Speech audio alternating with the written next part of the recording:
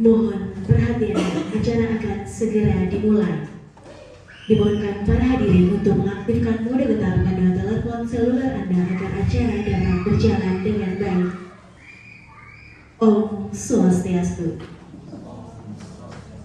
Assalamualaikum warahmatullahi wabarakatuh. Shalom, namo buddhaya, salam sejahtera bagi kita semua, Rahayu. Yang terhormat Kepala SD Negeri 27 Pemecutan, yang kami hormati Bapak Ibu Guru beserta staf SD Negeri 27 Pemecutan. Puja dan puji syukur kami panjatkan ke hadapan Ida Sang Yang Widiwasa Tuhan Yang Maha Esa, karena atas berkat rahmat-Nya lah kita dapat berkumpul pada hari ini Jumat 16 Agustus tahun 2024 bertempat di SD Negeri 27 Pemecutan dalam acara diseminasi budaya positif. Hadirin yang kami hormati, sebelum memasuki acara inti, izinkan saya selaku pembawa acara menyampaikan susunan acara pada hari ini, yakni yang pertama pembukaan, yang kedua menyanyikan lagu kebangsaan Indonesia Raya, yang ketiga doa, yang keempat sambutan Kepala Sekolah SD Negeri 27 Pemecutan, dilanjutkan dengan pemaparan materi dan diakhiri dengan penutup. Hadirin yang kami hormati, acara diawali dengan menyanyikan lagu Indonesia Raya. Hadirin dimohon untuk berdiri. Kepada petugas disilakan.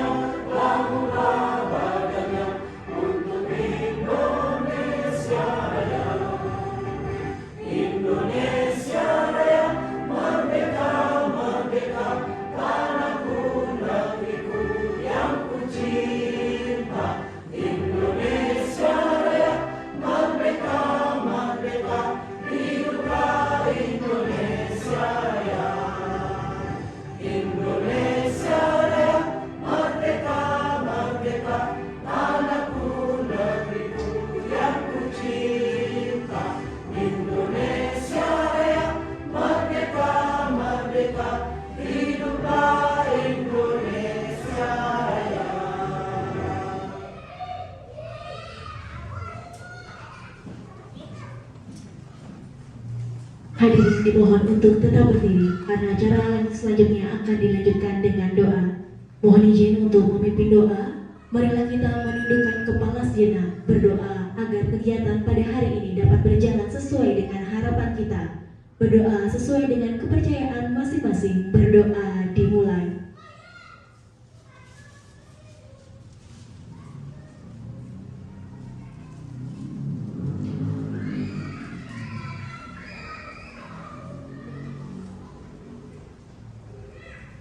Berdoa selesai. Hadirin dipersilakan untuk duduk kembali.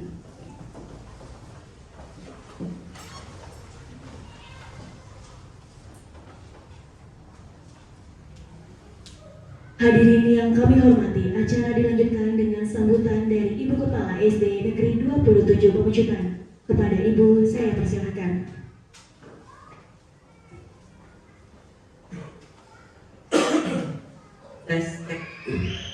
Terima kasih kepada Ibu Pembawa Acara atas waktu yang diberikan kepada saya. Sebelumnya tak lupa Titi yang mengaturkan pangajian umat. Om Swastiastu. Assalamualaikum warahmatullahi wabarakatuh. Salam sejahtera untuk kita semua. Salam nama budaya, rahayu untuk kita semua. Bapak Ibu yang berbahagia, sebelumnya kita selalu memanjatkan puji syukur atas kehadiran Tuhan Yang Maha Esa. Berkah Astukara Waranugraha beliau kita selalu diberi nikmat sehat. Sehingga di kesempatan ini, di kegiatan diseminasi budaya positif sekolah untuk teman-teman kita, yaitu calon guru penggerak Bapak Matike, juga Ibu Novia, semoga kegiatan hari ini berjalan dengan lancar. Tiang tidak akan menyampaikan panjang lebar. Semoga kegiatan hari ini lancar dan Bapak Ibu betul-betul menjadi guru penggerak yang memang diharapkan oleh negara.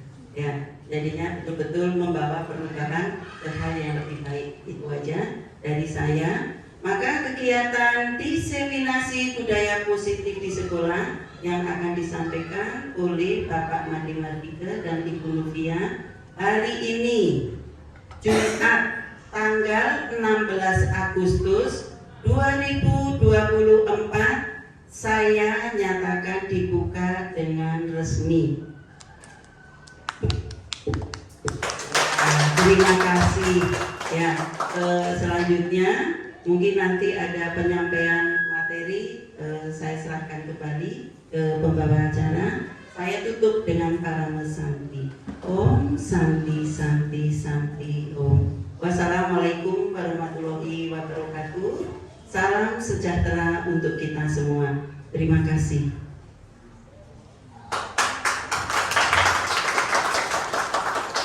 Baik, terima kasih Ibu atas penyampaiannya. Baik hadirin yang kami hormati, untuk acara pembukaan, demikian acara pembukaan dalam acara diseminasi budaya positif di sekolah. Kami ucapkan terima kasih telah mengikuti acara pembukaan ini, dan mohon maaf jika ada hal-hal yang kurang berkenan dalam penyampaian. Akhir kata kami tutup dengan Om Santi Santi Santi Om. Wassalamualaikum warahmatullahi wabarakatuh. Shalom, nama budaya, salam sejahtera untuk kita semua. Rahayu. Baik, Bapak Ibu hadirin sekalian, selanjutnya kita akan memasuki acara inti, yaitu pemaparan materi terkait dengan diseminasi budaya positif di sekolah. Dan pada hari ini akan disampaikan oleh Bu Novi. Untuk Bu Novi, saya persilahkan.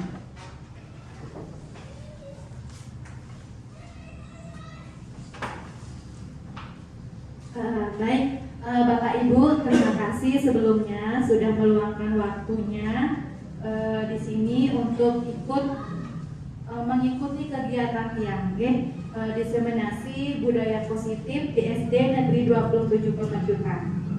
Sebelumnya dia mengucapkan Om Swastiastu. Bapak Ibu, yang di sini bukan mengajar Bapak Ibu guru, kita di sini bersama-sama berkolaborasi, saling mendukung untuk mewujudkan budaya positif yang ada di sekolah. Ini ayo selanjutnya. Nah, ini acara diseminasi budaya positif di sekolah. Saya susun sendiri untuk materinya. Yang selanjutnya, Bu. Salam dan bahagia Bapak Ibu guru hebat, merdeka belajar. Ya, lanjut.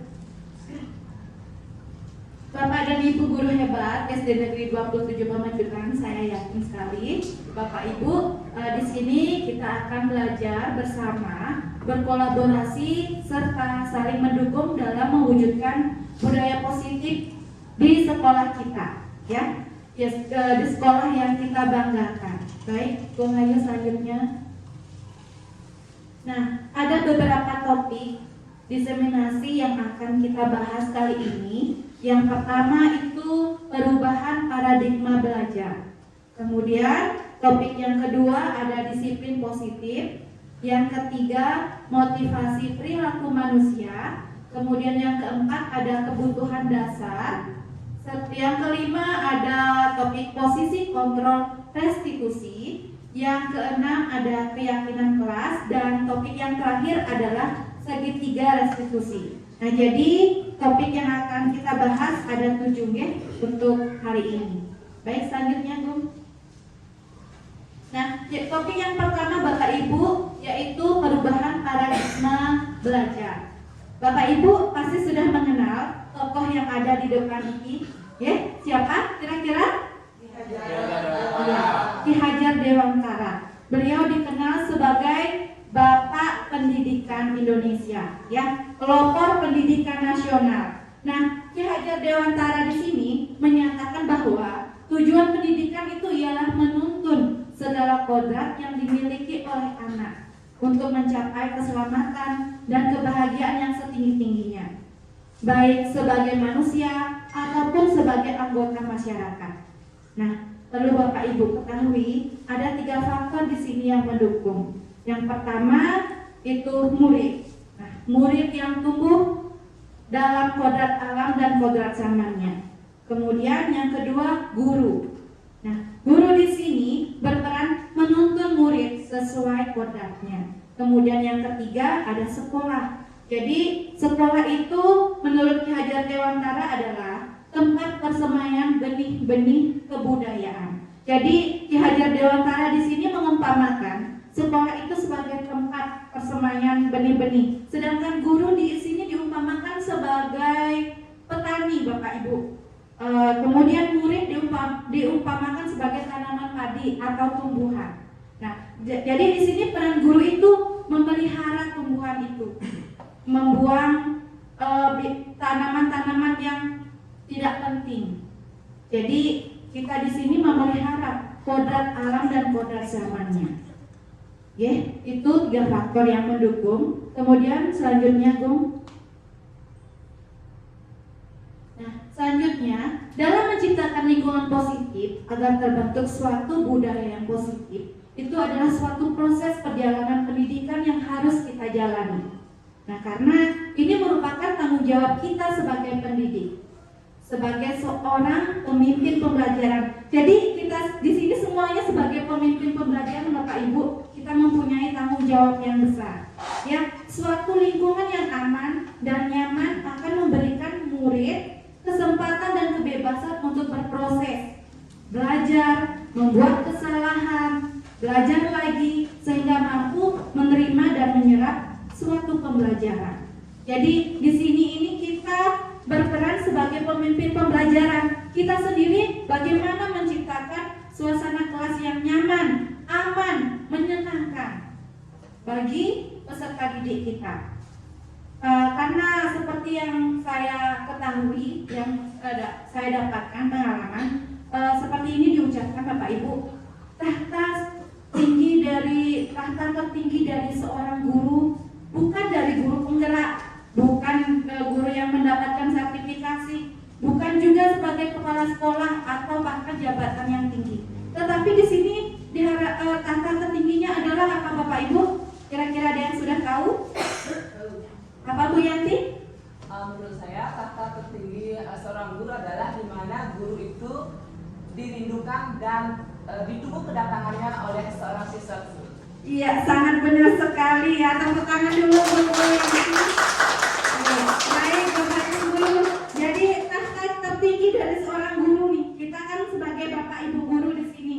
Jadi tahta tertinggi kita itu adalah menjadi guru yang selalu dinanti-nanti, bahkan dirindukan oleh murid kita. Seperti itu Bapak Ibu, bukan menjadi guru penggerak atau bahkan mempunyai jabatan yang lain ya.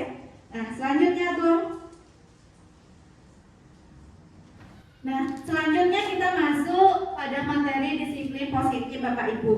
Nah, berbicara tentang disiplin positif, apa kira-kira yang Bapak Ibu bayangkan ada di benaknya tentang kata disiplin? Ayo, ada yang bisa bantu?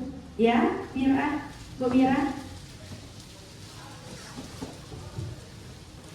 Baik, terima kasih Bu Novi. Menurut saya disiplin itu adalah taat terhadap aturan yang telah berlaku. Baik. Ada yang lain lagi? Apa sama? Bu Yanti. Baik, terima kasih Bu Novi atas waktunya. Kalau menurut saya disiplin positif itu salam. Ya, yang termasuk dalam 5S. Salam, sapa, senyum, sopan dan santun. Terima kasih. Ya, baik, terima kasih, luar biasa sekali ya jawaban dari Bapak Ibu guru. Nah, mari kita lihat Bapak Ibu. Nah, kebanyakan orang akan menghubungkan kata-kata tertib, teratur, dan kepatuhan pada peraturan. Jadi yang disampaikan tadi juga termasuk ya. Nah, kata disiplin juga sering dihubungkan dengan hukuman. Betul? Ya. Padahal itu sungguh berbeda. Karena belajar tentang disiplin positif tidak harus dengan memberi hukuman. Justru itu adalah salah satu alternatif terakhir dan bila perlu tidak digunakan sama sekali. Dalam budaya kita, makna kata disiplin dimaknai menjadi sesuatu yang dilakukan seseorang pada orang lain untuk mendapatkan kepatuhan. Nah, kita cenderung menghubungkan kata disiplin dengan ketidaknyamanan.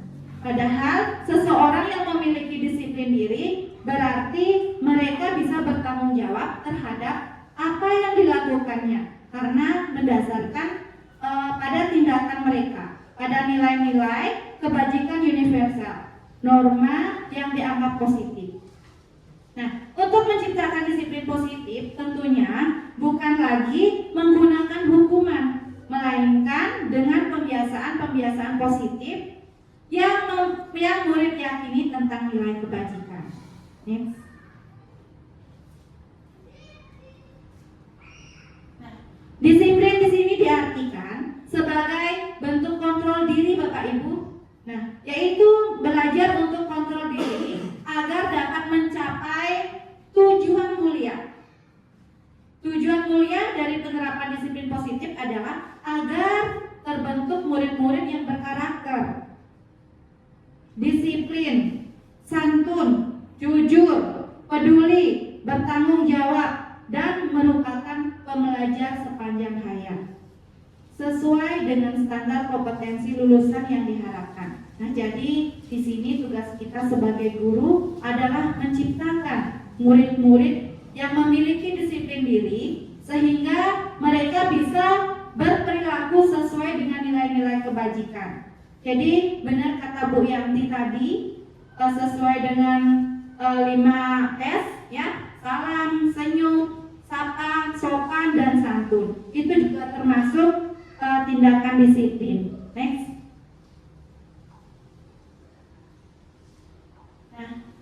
Untuk selanjutnya ada topik motivasi perilaku manusia. Bapak Ibu bisa memperhatikan Diane Gosen dalam bukunya Restructuring School Disiplin menyatakan ada 3 motivasi perilaku manusia. Nah, yang pertama itu untuk menghindari ketidaknyamanan atau hukuman apa yang akan terjadi apabila saya tidak melakukannya. Jadi itu termasuk dalam motivasi eksternal. Nah, kemudian yang kedua itu untuk mendapatkan imbalan dari orang lain atau institusi apa yang akan saya dapatkan apabila saya melakukannya. Nah, pertanyaan ini termasuk dalam motivasi eksternal juga. Untuk yang ketiga itu untuk menghargai diri sendiri. Saya akan menjadi orang yang seperti apa bila saya melakukannya. Jadi untuk menghargai diri sendiri ini termasuk dalam motivasi internal, di mana yang ketiga ini untuk menghargai diri sendiri itu merupakan tujuan dari disiplin positif. Oke, next. Baik Bapak Ibu, jadi tugas kita di sini adalah menciptakan murid-murid yang memiliki motivasi internal dalam dirinya, yaitu menghargai dirinya sendiri. Murid akan berperilaku sesuai dengan nilai-nilai kebajikan karena keinginannya sendiri. Dia berkeinginan dari dirinya sendiri. Kemudian murid akan datang ke sekolah tepat waktu karena ingin menghargai dirinya sendiri, bukan karena takut akan peraturan dan hukuman atau ingin mendapatkan pujian. Jadi di sini kita tujuan disiplin positif itu kan untuk menghargai diri sendirinya. Ini tugas kita Bapak Ibu, bagaimana kita menciptakan motivasi internal yang berasal dari diri siswa sendiri. Next. Nah, di sini ada pertanyaan Bapak Ibu. Lalu bagaimana jika murid datang ke sekolah tidak tepat waktu? Apakah itu termasuk hukuman atau restitusi atau konsekuensi? Apa Bapak Ibu bisa menebak kira-kira termasuk hukuman, apa restitusi atau konsekuensi? Bagaimana jika murid datang ke sekolah tidak tepat waktu? Ya, termasuk hukuman atau restitusi atau konsekuensi? Ya, belum gede.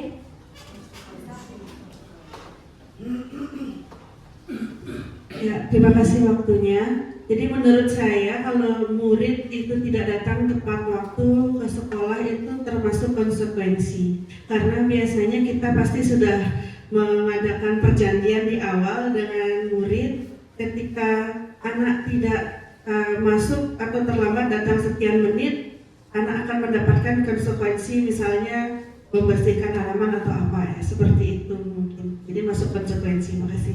Terima kasih Bu Lode untuk jawabannya, luar biasa sekali ya. Nah, mari kita lihat apakah jawaban dari Ibu Lode benar atau sudah tepat. Next, Bung Ayu.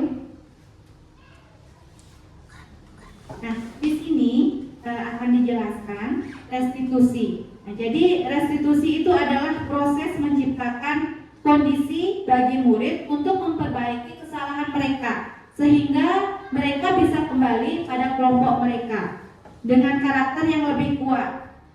Restitusi juga merupakan proses kolaboratif yang mengajarkan murid untuk mencari solusi untuk masalah mereka dan membantu murid berpikir tentang orang seperti apa yang mereka ingin menjadi tujuan mulia dan bagaimana mereka harus memperlakukan orang lain.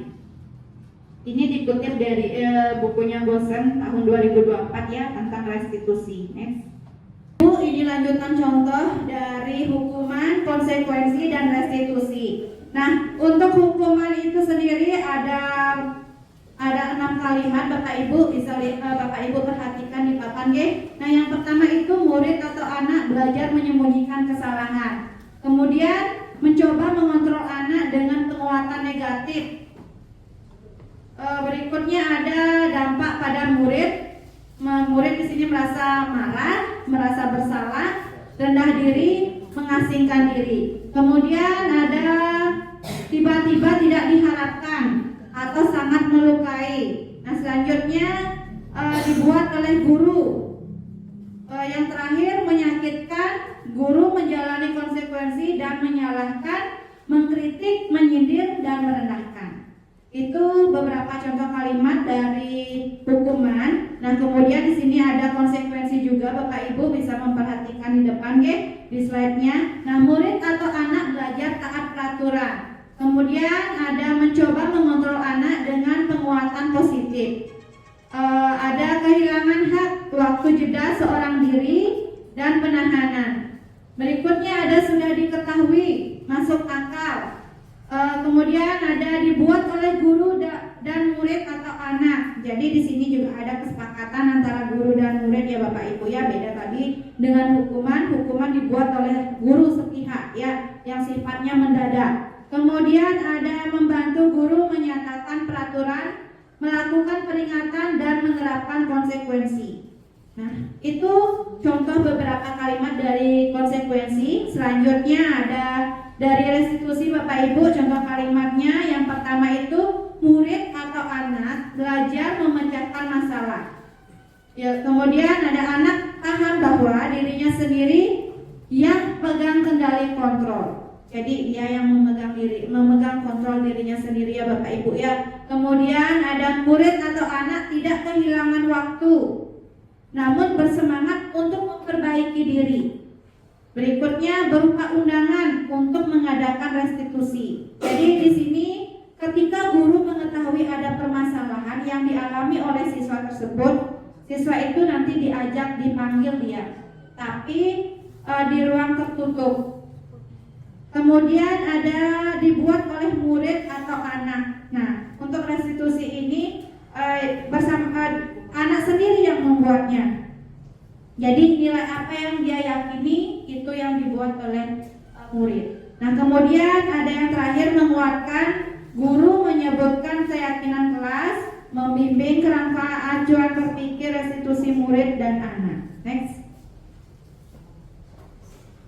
Nah, Bapak Ibu, di sini ada beberapa tugas perbedaan hukuman dan konsekuensi.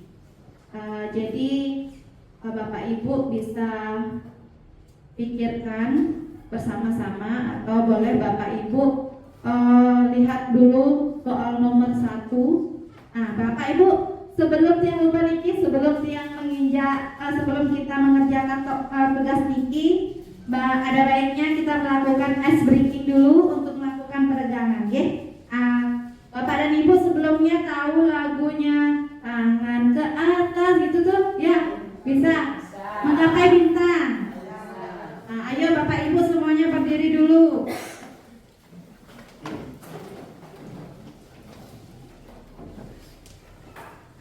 1, 2, 3, mulai. Tangan ke atas menggapai bintang, tangan ke samping burung yang terbang, tangan ke depan ikan berenang, duduk yang rapi siap berdoa. Tak putar-putar, tangan diputar. Gulung-gulung, tangan digulung. Ular melingkar di pagar bundar. 1 jari kanan, 1 jari kiri, ku gabung menjadi 2, ku buat jembatan panjang. 2 jari kanan, 2 jari kiri, ku gabung menjadi 4, ku buat kamera cekrek. 3 jari kanan, 3 jari kiri, ku gabung menjadi 6, ku buat menara tinggi. 4 jari kanan, 4 jari kiri, ku gabung menjadi 8, ku buat telinga kelinci. 5 jari kanan, 5 jari kiri, ku gabung menjadi 10, ku siap berdoa. Oke, baik Bapak Ibu, tepuk tangan dulu untuk kita semuanya. Bapak Ibu silakan duduk kembali. Nah, itu tadi ice breaking, bernyanyi bersama ya, biar kita ada menggerakkan badan sedikit. Nah, Bapak Ibu, kita lanjut untuk tugas perbedaan hukuman dan konsekuensi.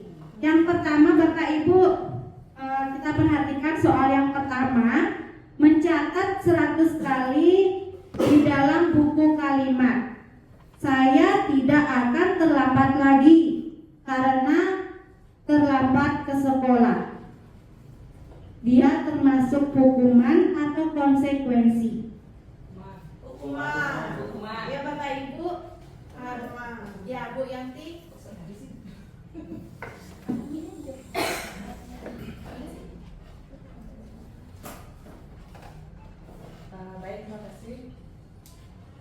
Baik, terima kasih atas waktunya Ibu Ropi.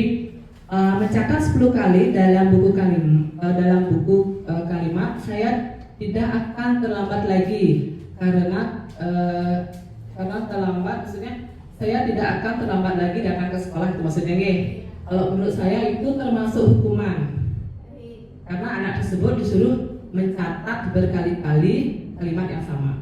Terima kasih Bu Ropi. Terima kasih Bu Yanti. Oke, baik. Tepuk tangan untuk Bu Yanti. Baik, untuk nomor 1 jawabannya dari Bu Yanti itu termasuk hukuman. Nah, Bapak Ibu, nanti kita lihat apakah jawabannya kita sebutkan ini benar, nanti ada, gitu. Nah, kemudian kita lanjut ke soal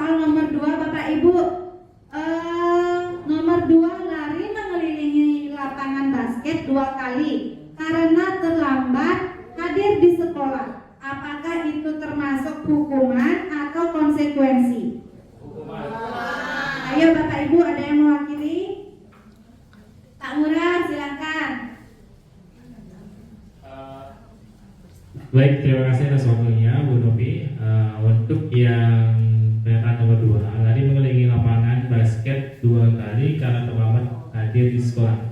Menurut saya ini kan sebagai hukumannya, karena apa?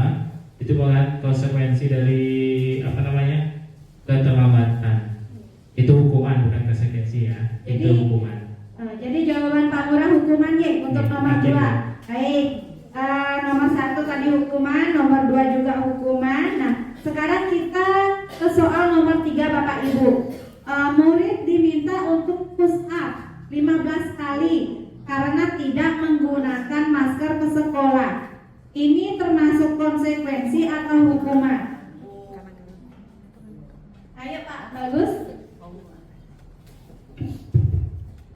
Izin menjawab untuk nomor 3, murid diminta untuk push up 15 kali karena tidak menggunakan masker ke sekolah. Itu termasuk hukuman. Kenapa termasuk hukuman? Karena itu sifatnya mendadak. Karena langsung dilihat, langsung dikasih hukuman, bukan bentuk konsekuensi. Terima kasih. Baik, terima kasih jawabannya Pak Bagusnya. Tepuk tangan dulu.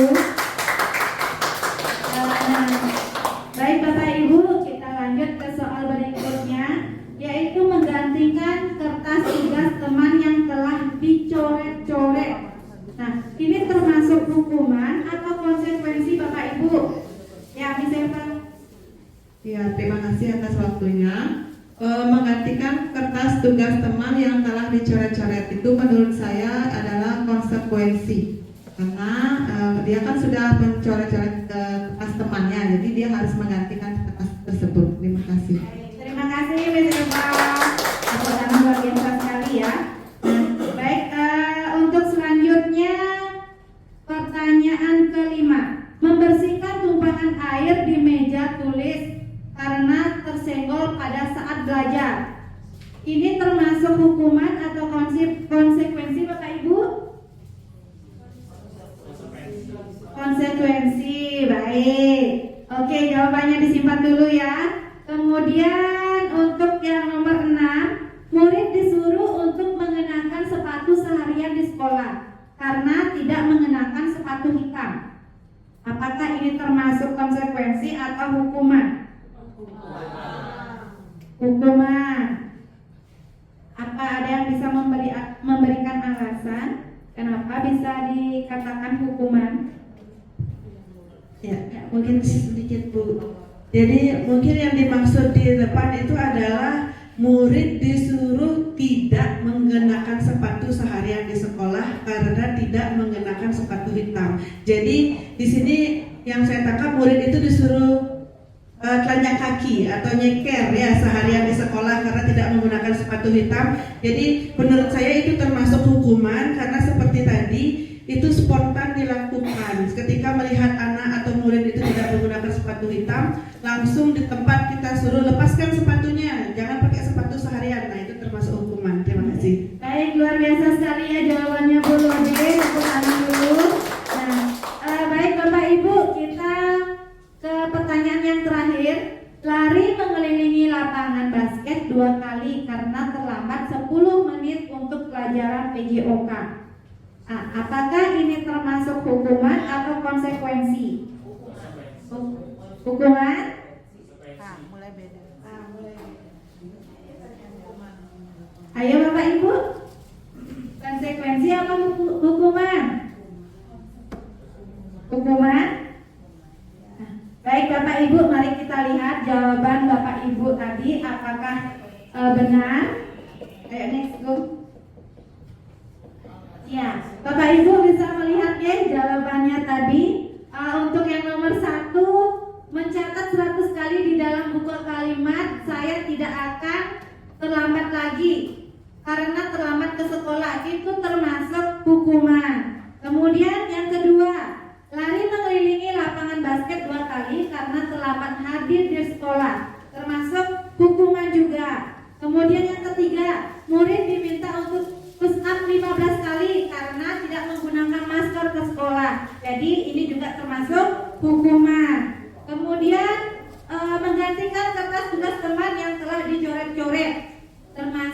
konsekuensi. Benar ya tadi jawabannya. Nah, ini muridnya dia mencoret kertas temannya, jadi diminta untuk menggantikan. Itu termasuk konsekuensi. Nah, berikutnya membersihkan tumpahan air di meja tulis karena tersenggol pada saat belajar. Jadi ini juga termasuk konsekuensi.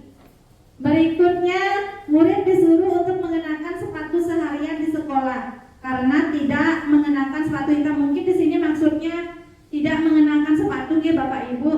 Nah, itu termasuk hukuman ya. Nah, yang terakhir tadi yang sempat kita bingung.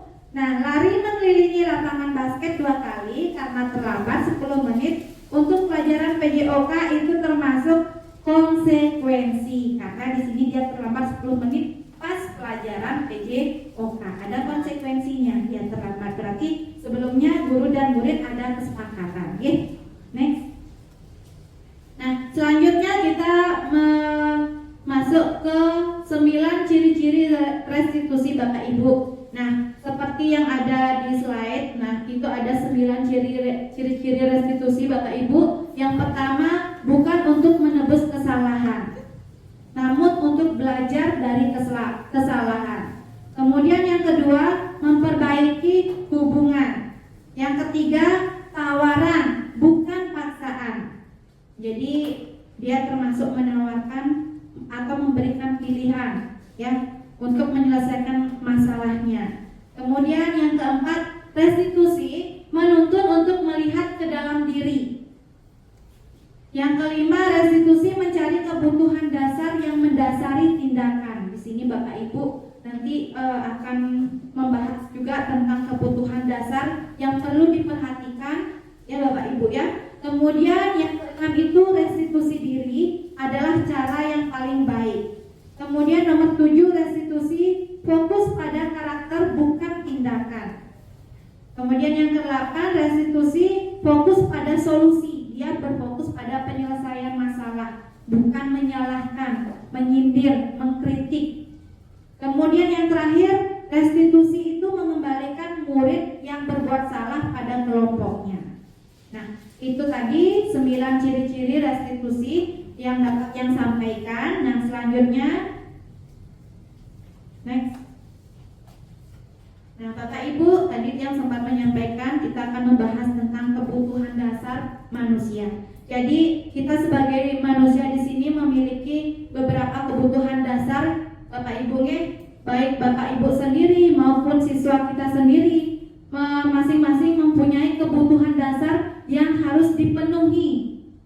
Ya Bapak Ibu, ada kebutuhan yang pertama itu adalah kebutuhan bertahan hidup. Nah, itu adalah kebutuhan yang bersifat fisiologis untuk bertahan hidup, misalnya kebutuhan akan kesehatan, rumah, tempat tinggal ya Bapak Ibu, dan makanan. Nah, itu termasuk dalam kebutuhan bertahan hidup. Selanjutnya ada kebutuhan kasih sayang dan rasa diterima. Ini kebanyakan murid kita juga di sekolah mengalami ini Bapak Ibu. Dia membutuhkan rasa kasih sayang dan rasa diterima. Sekecil apapun Bapak Ibu memperhatikan siswa Bapak Ibu itu sangat berarti untuk mereka. Kemudian yang ketiga itu ada kebutuhan penguasaan. Kebutuhan penguasaan ini ada kebutuhan pengakuan atau kemampuan. Jadi misalkan kalau ada murid Bapak Ibu yang mampu misalkan menjawab, walaupun itu sederhana, tapi itu mampu memberikan dia pengakuan, memberikan pujian sama peserta didiknya kita. Nah, kemudian ada yang keempat, kebutuhan kebebasan. Nah, Bapak Ibu, kebutuhan kebebasan ini yaitu yang dimaksud adalah kebutuhan akan pilihan. Jadi seperti yang kita ketahui, kebutuhan kebebasan ini banyak sekali yang sangat diinginkan oleh peserta didik kita. Kita di sini bisa menanyakan bagaimana pembelajaran yang seperti apa yang mereka inginkan. Nah, kemudian ada kebutuhan terakhir adalah kebutuhan kesenangan. Nah, ini juga kebutuhan yang sangat penting yang perlu kita perhatikan kepada peserta didik kita, yaitu kebutuhan untuk merasa senang, di mana kita dalam menciptakan suatu pembelajaran itu membuat peserta didik kita merasa senang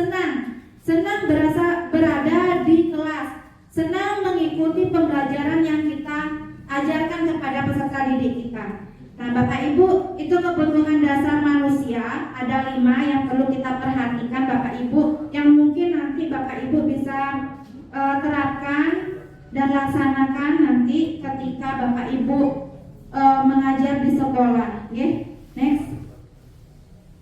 Nah, restitusi. Tadi restitusi 5 posisi kontrol. Bapak Ibu, tadi kita sudah membahas tentang 5 kebutuhan dasar manusia. Di sini ada kaitannya tentang 5 posisi kontrol. Nah, kita sebagai guru di sini perlu sekali Bapak Ibu memahami 5 posisi kontrol ini. Nah, yang pertama itu adalah penghukum. Guru sebagai penghukum. Seorang penghukum itu bisa menggunakan hukuman fisik maupun verbal. Bapak Ibu bisa melihat mungkin di pembelajaran sebelumnya itu Bapak Ibu tanpa Bapak Ibu sadari, Bapak Ibu sudah memberikan hukuman pada siswa Bapak Ibu. Mungkin tanpa disadari ada perkataan yang bisa menyakiti siswa Bapak Ibu, itu termasuk dalam posisi Bapak Ibu sebagai penghukum. Nah, yang kedua, posisi kontrol yang kedua adalah posisi pembuat merasa bersalah. Nah, pada posisi ini biasanya guru akan bersuara lebih lembut, tapi dia membuat siswa itu merasa bersalah. Nah, kemudian posisi kontrol yang ketiga itu guru sebagai teman. Nah, di sini guru pada posisi ini tidak akan menyakiti murid, namun akan tetap berupaya mengontrol murid melalui persuasi atau ajakan. Nah, selanjutnya posisi kontrol yang keempat yaitu sebagai pemantau. Nah, Bapak Ibu guru di sini memantau berarti mengawasi. Pada saat kita mengawasi, kita bertanggung jawab atas perilaku orang-orang yang kita awasi. Nah, kemudian yang kelima, posisi kontrol manajer adalah posisi di mana guru berbuat sesuatu bersama dengan murid, mempersilahkan murid mempertanggungjawabkan perilakunya, mendukung murid agar dapat menemukan solusi atas permasalahannya sendiri.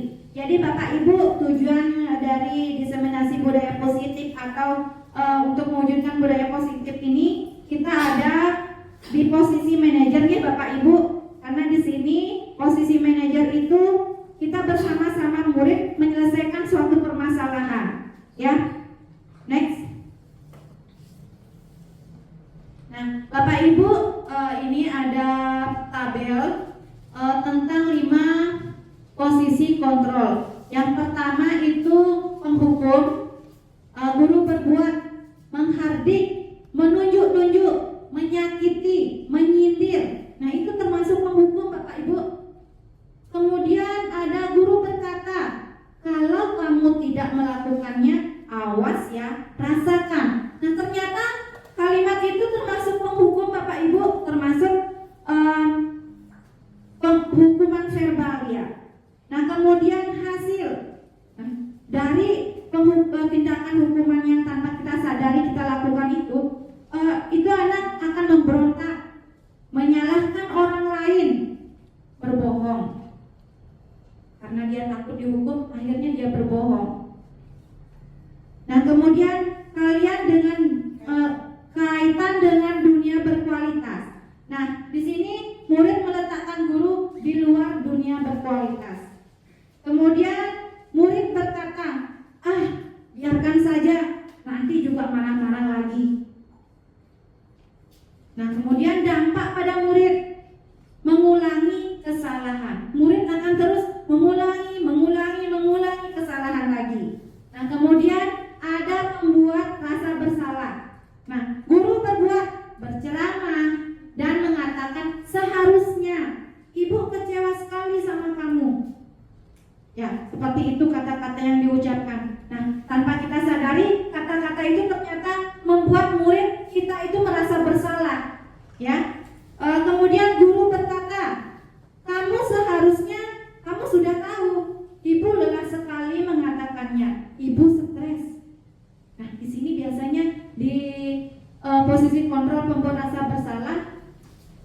ibu guru berkata dengan lemah lembut, tapi membuat murid bersalah, merasa bersalah. Nah, hasilnya menyembunyikan, menyangkal, berbohong juga Bapak Ibu guru.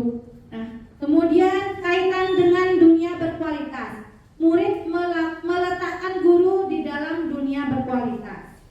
Kemudian murid berkata, maafkan saya Bu, maafkan saya Pak Guru. Nah, kemudian dampak pada murid merasa rendah diri. Nah, itu untuk posisi kontrol pembuat rasa bersalah. Nah, selanjutnya ada posisi kontrol guru sebagai teman Bapak Ibu. Nah, guru membuatkan alasan-alasan untuk muridnya. Kemudian ada guru berkata, ayolah lakukan demi ibu. Masa kamu tidak mau? Ingat tidak ibu pernah bantu. Ingat tidak ibu pernah bantu. Kemudian ada hasilnya. Jadi di sini hasilnya murid menjadi ketergantungan. Kemudian kaitan dengan dunia berkualitas. Murid meletakkan guru sebagai orang yang sangat penting di dunia berkualitas. Jadi dia sudah mulai menganggap gurunya sangat penting ya. Kemudian ada murid berkata, saya pikir Bapak Ibu teman saya, ternyata begitu. Kemudian dampaknya lemah, murid menjadi tidak mandiri dan ketergantungan dengan Bapak Ibu gurunya. Nah, itu posisi kontrol sebagai teman. Selanjutnya posisi kontrol sebagai pemantau Bapak Ibu guru. Nah, diperhatikan untuk guru berbuatnya. Guru berbuat menghitung dan mengukur. Kemudian guru berkata, apa peraturannya? Hasilnya murid menyesuaikan diri bila diawasi. Nah, ini ketika Bapak Ibu guru meninggalkan kelas, mungkin ada kepentingan murid kalau tidak diawasi, ya mereka ribut. Tapi kalau diawasi, mereka tenang. Nah, kemudian ada juga kaitan dengan dunia berkualitas. Murid meletakkan guru sebagai peraturan dan hukum di dunia berkualitas. Kemudian murid berkata, berapa banyak bintang yang saya harus peroleh? Berapa halaman yang harus saya tulis? Nah, kemudian dampak pada muridnya, menitik beratkan pada sanksi atau hadiah untuk dirinya. Nah, itu posisi kontrol sebagai guru. Selanjutnya yang terakhir Bapak Ibu guru, posisi kontrol sebagai manajer, yaitu guru berbuat. Nah, di sini guru mengajukan pertanyaan-pertanyaan, ya. Kemudian guru berkata, apa yang kita yakini? Apa yang bisa kau kerjakan untuk memperbaiki masalah ini? Jadi di sini guru melibatkan siswa bersama-sama menyelesaikan masalahnya. Kira-kira siswa itu diberikan pilihan, bagaimana caranya kamu mengatasi permasalahan ini? Hal apa yang bisa kamu lakukan? Seperti itu. Nah, untuk hasilnya, jadi hasilnya di sini menguatkan pribadi. Kemudian kaitan dengan dunia berkualitas. Murid meletakkan dirinya sebagai individu yang positif dalam dunia berkualitas. Kemudian murid berkata, bagaimana caranya saya bisa memperbaiki keadaan? Nah, ini dampaknya akan jangka panjang, dalam waktu yang panjang Bapak Ibu guru. Murid belajar menyelesaikan permasalahannya. Kemudian ada dampak pada murid mengevaluasi diri, bagaimana cara memperbaiki diri. Jadi dengan permasalahan yang dia hadapi, murid secara tidak langsung terus belajar untuk memperbaiki permasalahan yang dia hadapi. Jadi untuk kita sebagai guru sebaiknya berada di posisi manajer. Next. Nah, Bapak Ibu guru, di sini ada pernyataan-pernyataan. Siapa yang mengatakan, saya kecewa sekali dengan kamu. Kamu tidak pernah benar melakukannya. Nah, ini Bapak Ibu guru bisa nggak mengklasifikasi, mengelompok, memilih saya kecewa sekali dengan kamu, itu termasuk posisi kontrol yang mana dia? Yang pertama, kalimat yang pertama, saya kecewa sekali dengan kamu, termasuk posisi kontrol pembuat rasa bersalah. Nah, kemudian kamu tidak pernah benar melakukannya. Ini termasuk apa? Ya Bapak Ibu, posisi kontrol sebagai penghukum. Nah, kemudian ayolah lakukan demi ibu atau bapak. Iya, sebagai teman. Kemudian kalimat apakah kamu mau mendapatkan stiker bintang hari ini? Ya, termasuk posisi kontrol pemantau. Benar sekali Bapak Ibu. Nah, kemudian ada kalimat bagaimana kamu bisa menyelesaikan masalah ini? Ya, termasuk posisi kontrol ya. Bagaimana kamu bisa menyelesaikan masalah ini? Manajer, benar sekali Bapak Ibu. Nah, untuk kalimat bagaimana kamu bisa menyelesaikan masalah ini termasuk dalam posisi kontrol sebagai manajer. Nah, kemudian kalimat yang terakhir, kamu selalu yang paling terakhir. Pembuat rasa bersalah, penghukum. Ya, benar sekali Bapak Ibu. Jawabannya posisi kontrol penghukum. Next. Nah, ini contoh penerapan restitusi yang saya lakukan sebelumnya, ya Bapak Ibu bisa dilihat. Mau?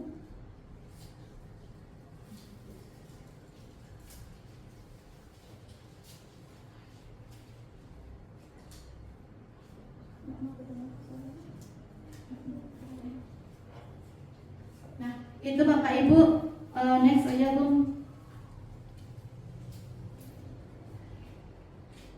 Nah, jadi ini contoh segitiga restitusi yang saya lakukan Bapak Ibu kemarin dengan salah satu siswa saya, yaitu Arya. Dia di kelas tidak fokus belajarnya, bermain, sering mengganggu teman. Nah, saya di sini memanggil Arya, kemudian saya memecahkan permasalahan tersebut bersama Arya. Jadi di sini saya memberikan Arya pilihan menerapkan segitiga restitusi Bapak Ibu.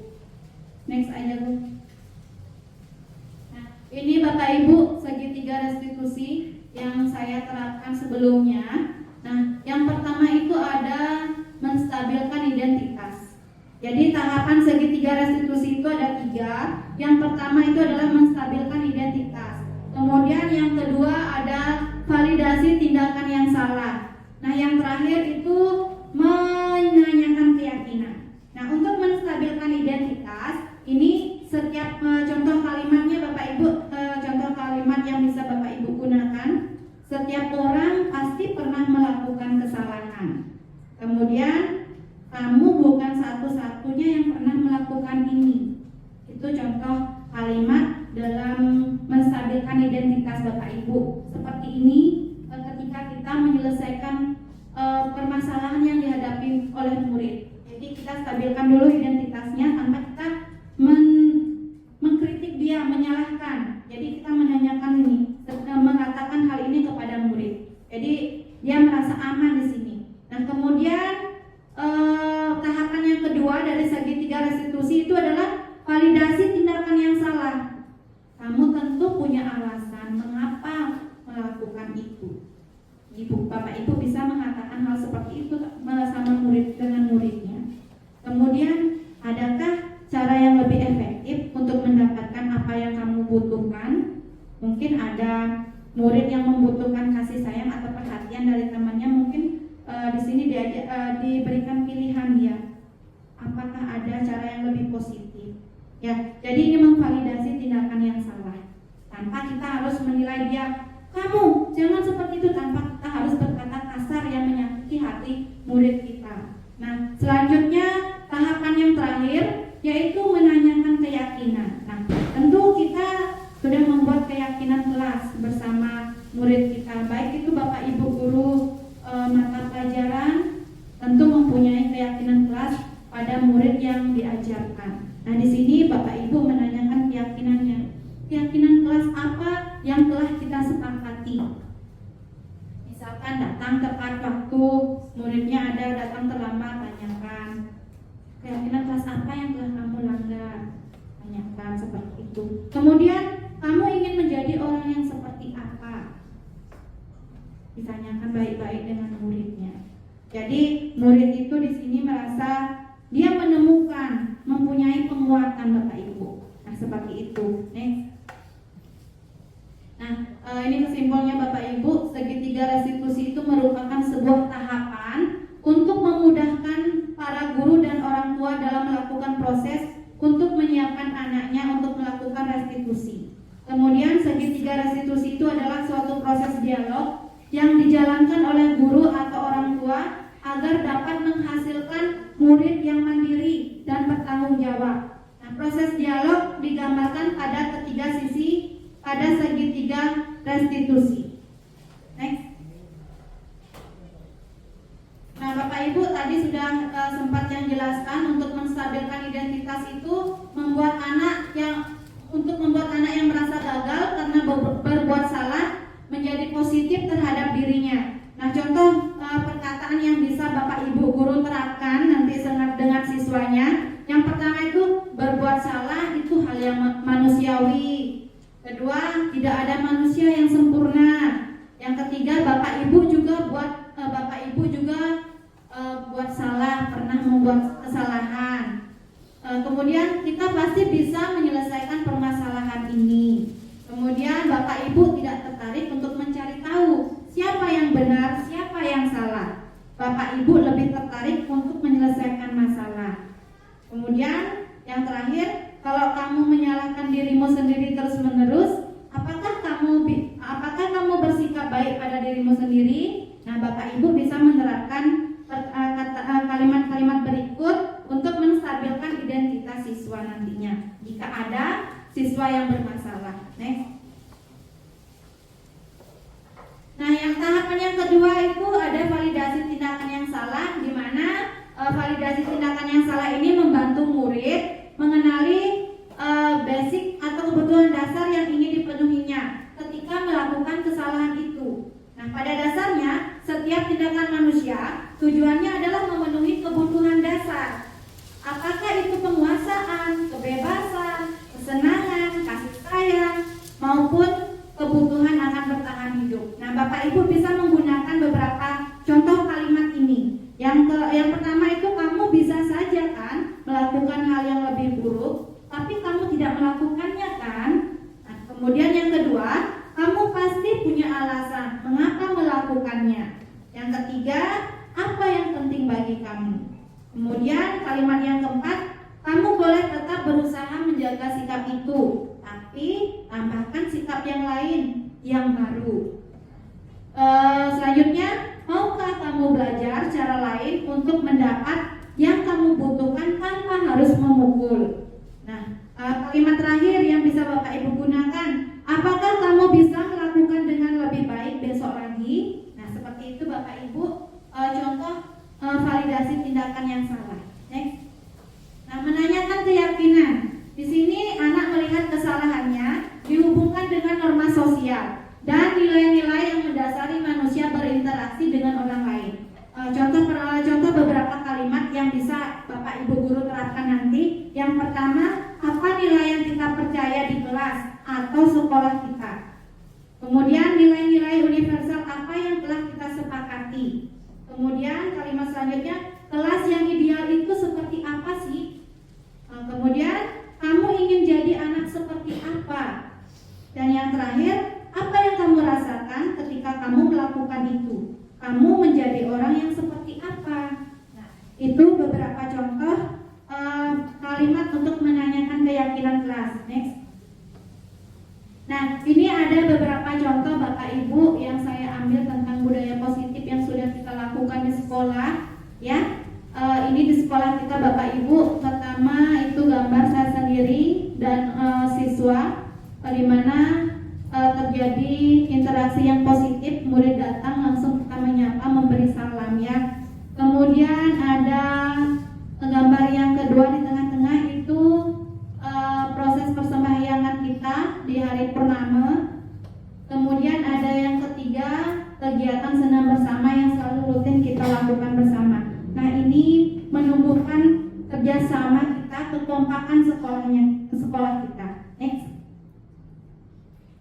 selanjutnya Bapak Ibu kita masuk ke topik keyakinan kelas.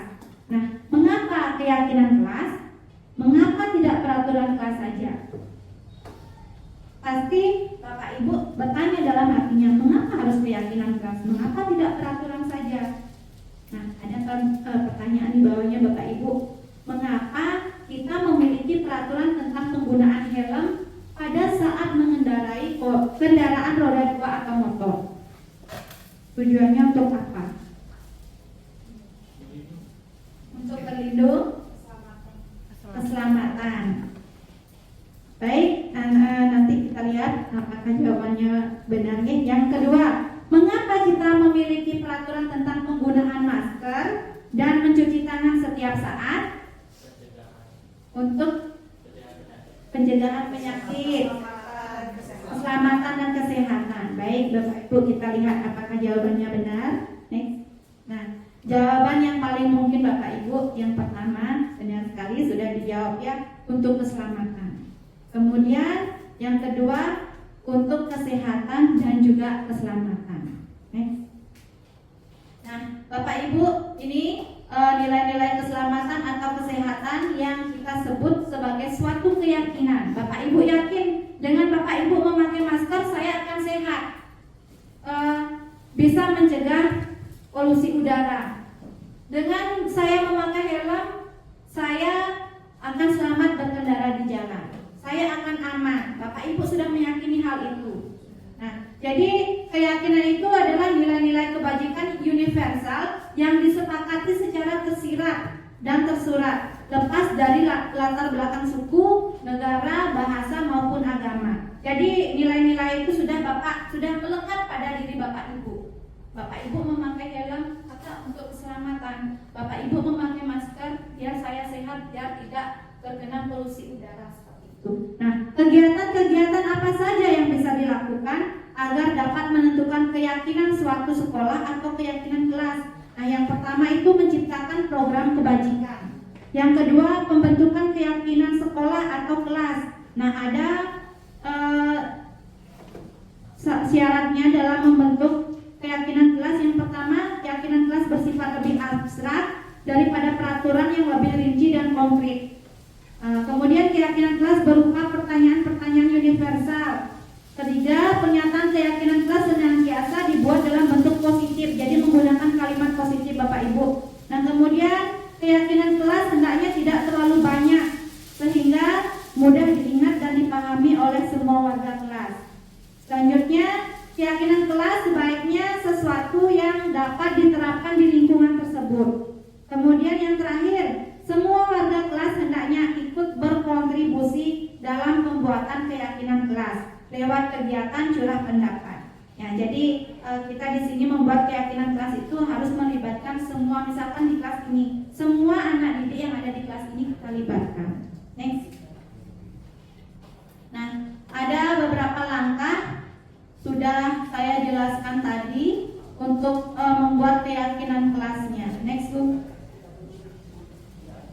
Nah, ini beberapa gambar yang sempat saya ambil Bapak Ibu untuk penerapan pembuatan keyakinan kelas di kelas 6D Bapak Ibu. Nah, yang pertama saya mengajak peraturan apa yang diketahui, kemudian nilai kebajikan apa yang ingin dituju, kemudian keyakinan kelas apa yang disepakati. Next. Nah, Bapak Ibu, di akhir penyampaian tiang untuk waktu yang serahkan ke moderator. Baik, kita beri tepuk tangan yang meriah sekali dan untuk dimulai atas pemaparan materi yang luar biasa ya, walaupun kita lagi kita sempat kesumpis semangat lagi ya, karena tentunya pemaparan dari materi dari Bu Novi ini bisa membantu kita menambah ilmu kita untuk tentunya untuk apa? Untuk memperbaiki diri kita dan juga siswa-siswa tercinta kita. Oke, baik Bapak Ibu sekalian, jadi kita akan masuk ke sesi diskusi. Jadi saya akan buka dulu sesi diskusi. Untuk sesi pertama saya akan buka untuk 2 penanya. Silakan mungkin dari Bapak Ibu mau bertanya atau memberi apresiasi atau sharing terkait pengalaman Ibu, itu bisa sekali sekali. Jadi sini kita akan sharing bersama. Oke, silakan Bapak Ibu. Ada yang mau putar? Oke, sudah ada satu Bu Mira. Dipersilakan kepada Bu Mira, boleh berdiri. Baik, terima kasih waktunya. Izin Bu Nopi, saya ingin bertanya. Tadi pemaparan materinya sangat luar biasa dan pastinya menambah wawasan kita semua. Nah, pertanyaan saya, bagaimana cara memunculkan rasa disiplin positif yang berasal dari diri siswa? Terima kasih. Perlu saya ulangi?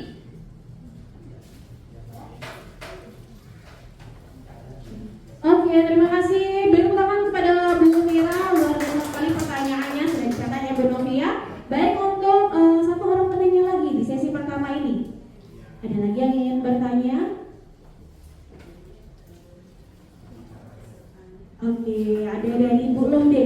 Dipersilakan Bu Lode, boleh berdiri Bu Lode. Ya, terima kasih.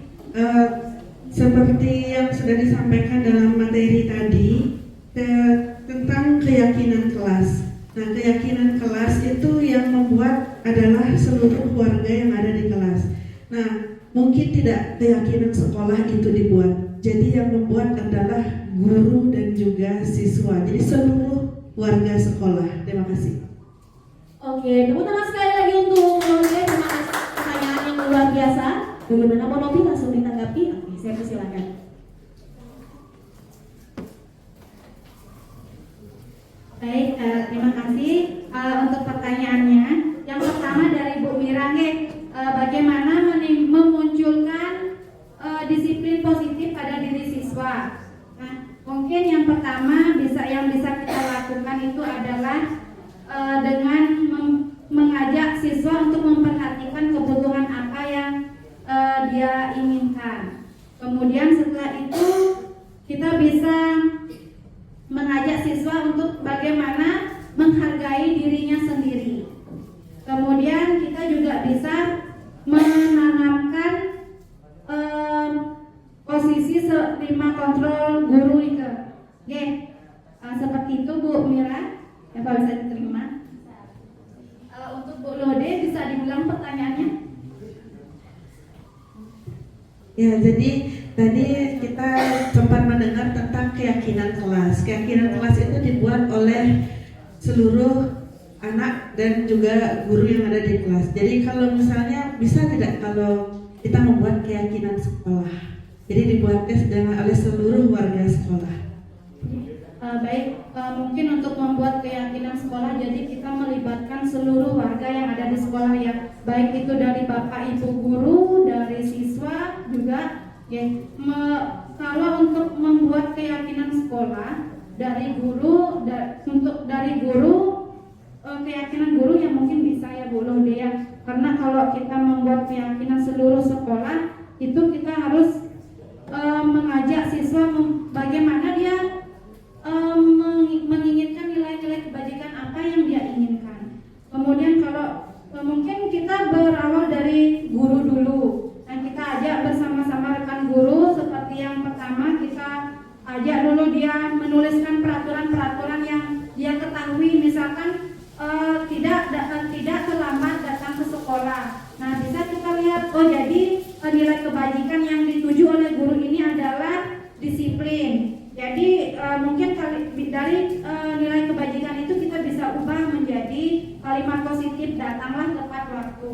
Nah, perlu juga di sini guru memperhatikan dia harus mempunyai rasa untuk menghargai dirinya sendiri. Nah, kemudian kalau untuk siswa ya kita berawal mengajak dulu di kelas. Nah, jika di kelas kita sudah membentuk keyakinan kelas itu dari hal sederhana, dia bisa mengikuti keyakinan kelas itu, meyakini keyakinan kelas yang dia buat. Tentu saja untuk keyakinan sekolah akan mudah dilakukan dan diterapkan. Seperti itu Bu Ludi. Oke, baik, terima kasih Bu Novi, jawabannya luar biasa untuk menambah juga pengetahuan kita bersama. Baik Bapak Ibu hadirin, terima kasih untuk antusiasnya dan keikutsertaannya dan semangatnya ya dari awal dan sampai akhir. Oke, selanjutnya sebelum saya akhiri acara pada hari ini, Ya, jadi ada beberapa hal yang perlu saya tanyakan mengenai tentang pembelajarannya, bagaimana pembelajaran Bapak Ibu sudah dapatkan, perasaan Bapak Ibu ketika mengikuti kegiatan ini, dan apa rencana yang akan Bapak Ibu terapkan. Apakah nanti, oh bagus nih, ide dari Bu Novi bisa saya terapkan nih di kelas saya, dan sebagainya. Oke, ada dari Bapak Ibu guru yang mau menyampaikan refleksinya?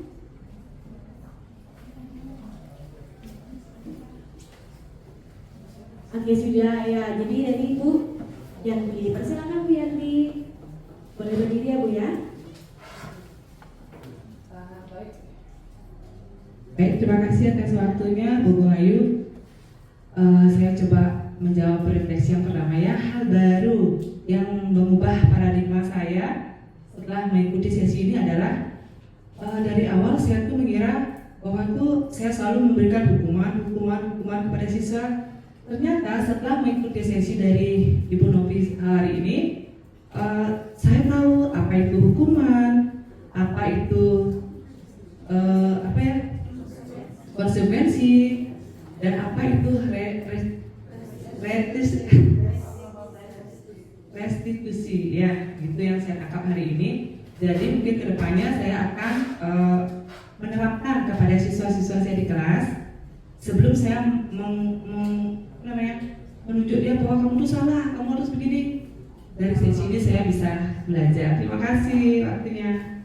Bagaimana perasaannya Bu? Apakah happy? Apakah tertekan? Aduh Bu Novi ini gagal banget ya gitu, atau happy gitu? Tentunya perasaan saya sangat happy Bu ya. Saya di sini dapat ilmu baru, dari semangat baru, jadinya juga mendapatkan pengalaman yang baru dari sesi ini. Terima kasih. Oke, luar biasa sekali Bu Novi. Terima kasih penyampaiannya. Tentunya benar sekali apa yang sudah disampaikan Bu Yanti. Kita sama-sama belajar di sini, menambah wawasan juga. Tentunya hal yang terpenting ketika kita menerima hal positif dari sekitar kita akan menjadi hal positif buat kita, dan tentunya ketika kita menerima energi positif kita bisa menjadi yang lebih positif untuk diri kita dan sekitar kita. Baik Bapak Ibu hadirin yang sekalian, jadi kita sudah sampai di penghujung acara. Terima kasih tentunya dari kegiatan diseminasi budaya positif di sekolah ini bisa kita jadikan pembelajaran untuk kita bersama, tidak hanya Bu Novi saja, tapi kita bisa berkolaborasi untuk menciptakan bagaimana siswa yang berkarakter sesuai dengan profil pelajar Pancasila agar kita bisa sama-sama memajukan sumber daya manusia. Oke, terima kasih. Mohon maaf jika ada hal yang kurang berkenan selama penyampaian dari kami, dan kami tutup dengan Santi. Wassalamualaikum warahmatullahi wabarakatuh. Shalom, nama budaya, salam sejahtera untuk kita semua.